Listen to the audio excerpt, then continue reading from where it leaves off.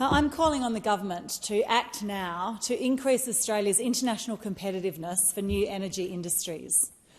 We cannot overestimate the scale and impact of the United States Inflation Reduction Act, which broke new ground with its $1 trillion Australian investment in green and renewable energy.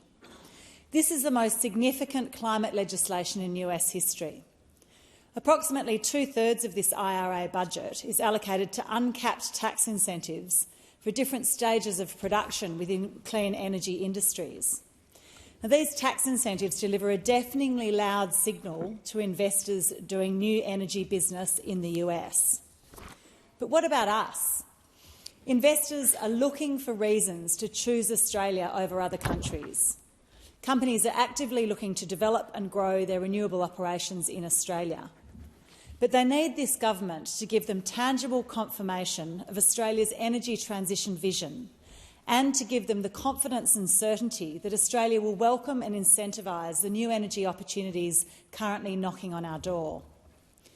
There's much discussion about Australia's natural advantages, our abundance of sun, wind and critical minerals. Australia is one of the few countries in the world with all the input minerals and materials required for lithium batteries.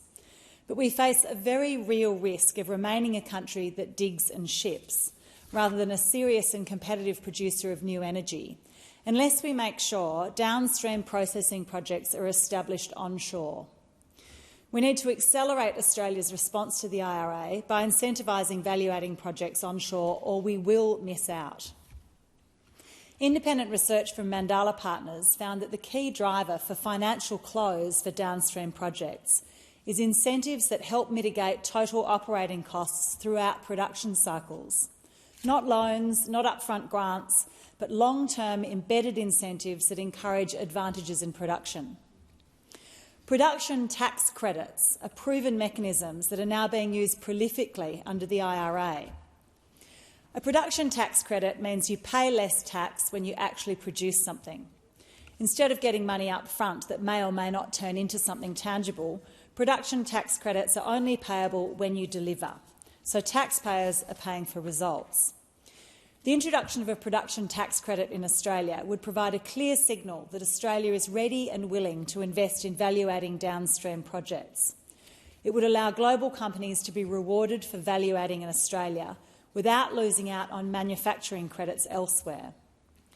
The way production tax credits usually work is to attach the credit to phases of manufacturing and production for a set period. In the US, manufacturing of batteries, solar panels, wind turbines, as well as the processing of critical minerals, attract production tax credits, as well as further bonus tax credits for components made in the US. The US package has also committed tax credits for any investments in zero-emissions electricity generation facilities or energy storage technology. The Smart Energy Council has reported that due to the attractive US incentives, many of its member companies are moving their facilities to the US or proactively considering the IRA incentives. This isn't a potential risk, this is already happening.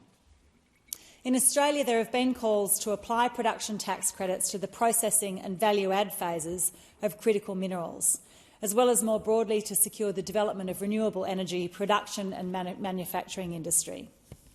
As we know, critical minerals such as lithium, nickel, cobalt, silicon and rare earth elements are essential components in many rapidly growing clean energy technologies.